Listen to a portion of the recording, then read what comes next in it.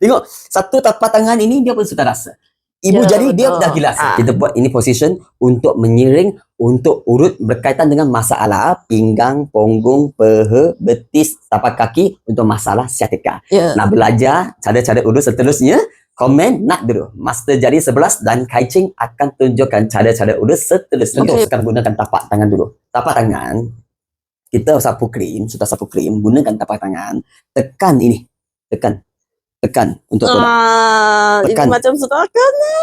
Tekan tolak. Banyak syok ni kalau you selepas sakit ini, sciatica, atau selepas main badminton, selepas main peekaboo, rasa lengur-lengur dekat bahagian peha, tengok.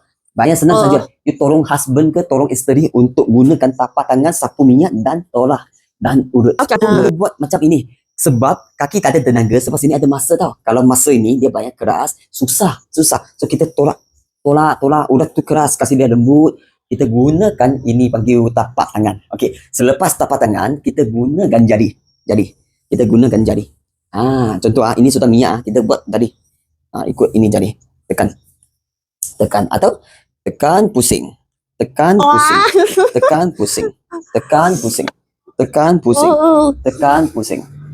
pusing. Ini adalah gunakan jari-jari. Tadi guna tapak tangan. Kedua kita gunakan jari.